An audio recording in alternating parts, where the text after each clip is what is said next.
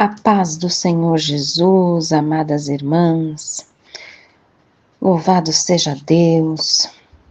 Aqui estamos para mais um relógio de oração e o Senhor tem apontado uma passagem que está escrito no livro de 2 Samuel, capítulo 6, livro de 2 Samuel, capítulo 6. Nós vamos ler alguns versos, iniciando do verso 14. Verso 14. Abra sua Bíblia, acompanhe a leitura, ouça, reflita, peça ao Senhor para esclarecer a sua mente, para que haja a misericórdia e a sabedoria de Deus. O título diz: Davi traz a arca para Jerusalém. Davi saltava com todas as suas forças diante do Senhor, cingido de um éfode de linho. Assim subindo, Davi e todo Israel levavam a arca do Senhor, com júbilo e ao som de trombetas. Entrando a arca do Senhor na cidade de Davi, Mical, a filha de Saul, olhava pela janela. Quando ela viu o rei Davi bailando e saltando diante do Senhor, o desprezou no seu coração. E no verso 23 diz: Mical, a filha de Saul, não teve filhos até o dia de sua morte. Aqui vemos que anteriormente a arca havia estado em outro local, e então trouxeram-na de volta. Ela passeou ali pela casa de Obed-edom, abençoou ele ao tempo que ficou lá, esteve na casa de Abinadab, fez uma certa peregrinação à arca, né? Um dos que estavam carregando a arca, quando observou que ela estava balançando e ia cair no chão, tocou, né? Tocou na arca e o Senhor não se agradou daquilo. Diz que a ira do Senhor se acendeu por causa da imprudência dele, e Deus feriu a Uzá. Ele morreu ali mesmo junto à arca de Deus. Para vocês verem quanto era importante a arca de Deus, a simbologia que ela carregava e a presença. Não podia qualquer um carregar a arca. Não eram todos que poderiam e tinham essa autorização. Só os que o Senhor havia determinado para Moisés, e assim seguiu-se ao longo dos dias em Israel. E aqui, nesta passagem especificamente, nestes versos, a gente dá uma ênfase a Davi, porque ele havia recuperado, estava muito feliz. Deus havia abençoado Obed-edom, dali em diante estava dando tudo certo. Ele estava vestido de uma éfode de linho. A gente sabe que o linho faz parte das vestes sacerdotais. O linho puro era muito enaltecido nos livros de Moisés. E ele estava jubilando, e havia som de trombetas. Sabe aqueles dias de festa da nossa igreja, ou da igreja que você frequenta? São dias de júbilo, que a gente quer celebrar, que a gente quer cantar. Ou um dia que a gente recebe uma vitória, que a gente está cantando. Só que Mical, a filha de Saul, olhou para Davi da janela e desprezou Davi naquela condição que ele estava. O desprezo de Mical pela atitude de Davi aparentemente, num primeiro momento, parece deslocado, mas ele não está se a gente compreender a história que o envolve. Esse desprezo parece ser pela dedicação corporal integral que Davi teve com relação à arca para fazê-la retornar. E provavelmente ela ali não admitia que Davi se colocasse ao ridículo, isso num sentido de que ele era um rei, certo? E estaria junto ao povo, celebrando naquela condição de igual. E provavelmente ela também não estava acostumada a tal dedicação, pois Saul era diferente, costumes diferentes. O pai dela não era tão dedicado às coisas de Deus quanto Davi. Houve desobediências significativas de Saul, e esse é um dos motivos que se coloca a situação de uma forma em que ela desprezou o que ele estava fazendo, a forma como ele estava fazendo, o modo como ele se comportou junto ao povo, tornando-se um igual. E vale lembrar que Davi, quando assumiu o reino, ele retomou Mical de volta. Era uma esposa que ele fazia questão de possuir. Ela não estava ali apenas para compor número.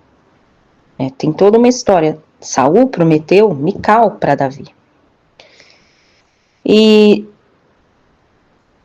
se ela não teve filhos, aqui não diz na Bíblia exatamente o porquê de ela não ter filhos. A Bíblia não diz que ela era estéril, pois também trabalha-se a possibilidade de ele não ter mais desenvolvido o ato com Mical, ou seja, ele nunca mais tenha se deitado com ela. E aí, colocando isto, porque diz provavelmente, porque não está escrito na Bíblia, nós estamos aqui fazendo uma conjectura da história com o tempo, não inventando, mas pensando e refletindo de acordo com o que está escrito. Eu não posso dizer que ela era estéril, porque o verso 23 diz que ela não teve filhos até o dia de sua morte. E alguns reis apenas ficavam uma vez com aquela esposa e depois nunca mais, né? Então, era um costume daquela época. Então, o desprezo de Mical por Davi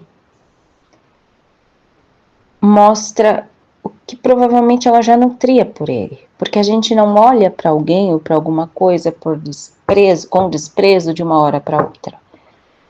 Se você observar na sua vida, no seu dia a dia, nas suas situações, naquilo que você vive, no seu casamento, na sua família, você só olha com desprezo quando você já tem um certo julgamento.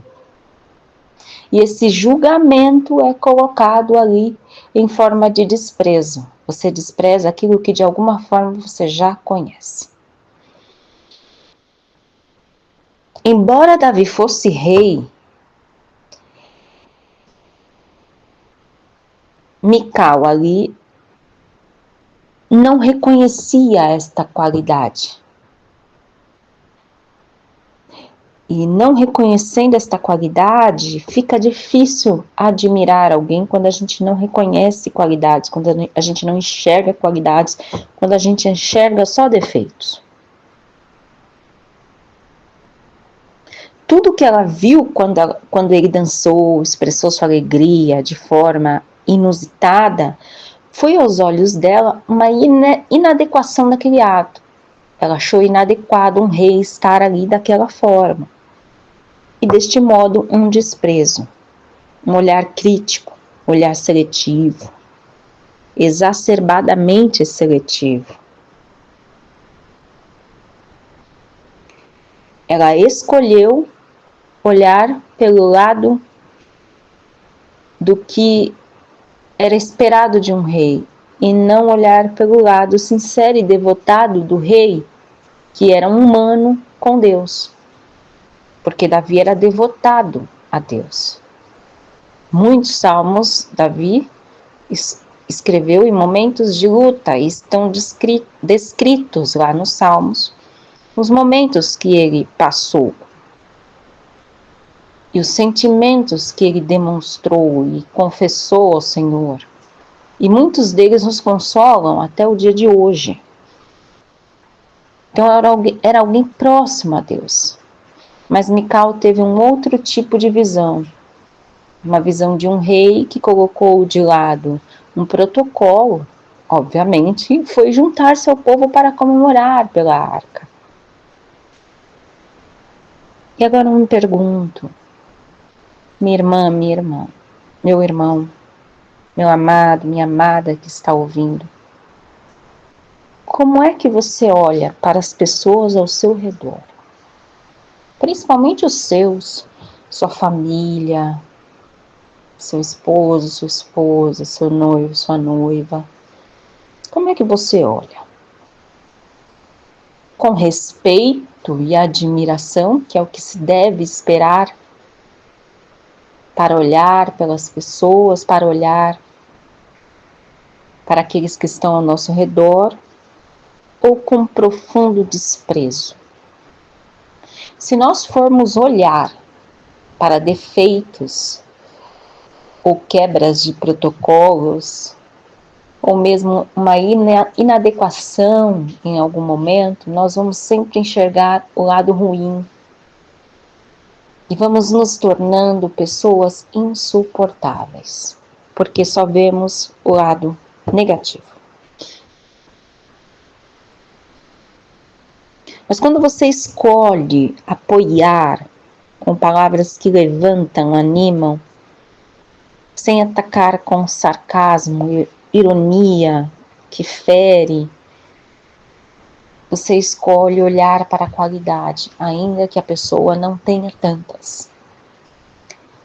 Mas quando você olha para a qualidade, você está credibilizando a criação de Deus. Não é que a pessoa vai fazer tudo ruim, tudo de ruim, e você simplesmente vai olhar, que lindo. Não, meu irmão, minha irmã. Eu estou falando de convivência. Se a pessoa ruim se pratica maldade, ela terá o julgamento de Deus, não o seu. A você cabe orar, entregar nas mãos de Deus, observar os pontos positivos daquela pessoa. Tem mãe que olha o filho realmente não é lá aquelas coisas, é muito preguiçoso, tem vícios, tem dificuldades para progredir na vida. Ela fala, você não presta, você é um traste. Por que você não morre? Não, minha irmã. Filho, você é uma bênção. Eu acredito tanto no seu progresso. Eu estou orando por você, meu filho. Nossa, como você melhorou. Às vezes não melhorou nada, meus irmãos. Mas pela fé a gente fala, como você melhorou? Você acha? Acho, você melhorou e está melhorando cada vez mais. Eu gosto tanto quando você faz isso, isso e isso. Você enaltece uma qualidade que às vezes ele nem sabe que você gosta. E quando você fala de coração, eu gosto quando você faz isso. Nossa, como eu gosto. A pessoa fala, ai, que legal. E inconscientemente ela vai praticar aquele bom ato.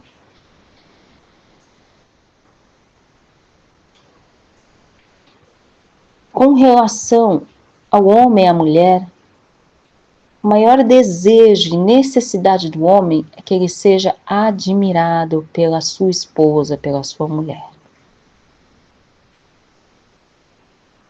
Admirado, elogiado. Palavras de ânimo. Porque eu não sei se vocês perceberam, minhas irmãs, quem é casado, compreende. Quanto mais a gente critica, mesmo querendo consertar, mais a gente afasta. E quando você não sabe mais o que fazer, ore. E na sua oração diga com sinceridade, no seu choro, no seu arrependimento, na sua luta, diga: Senhor, eu não sei o que fazer. Me ensina, me mostra, me ajuda. E você vai ver que Deus vai te ajudar naquilo exatamente que você precisa, que nem sempre é o que você quer. Ele vai te ajudar. Ele vai fazer você ver aquilo que precisa, a necessidade do seu casamento, a necessidade do seu lar, a necessidade da sua casa, da sua família. E outra coisa, não despreze, porque o que hoje você trata como lixo ou despreza, amanhã pode ser uma ponte para você.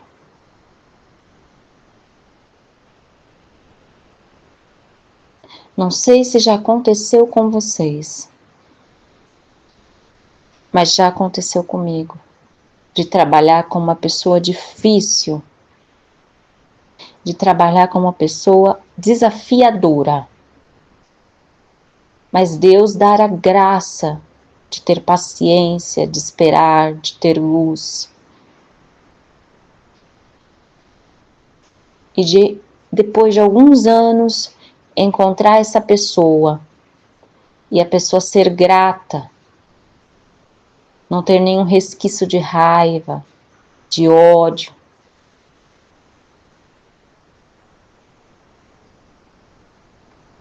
Da forma que você tratar alguém, considerar alguém, vai marcar para daqui uns anos, daqui uns meses. E do jeito que você semear, você vai colher. Tá bem, minhas irmãs? Esta reflexão. Deus abençoe.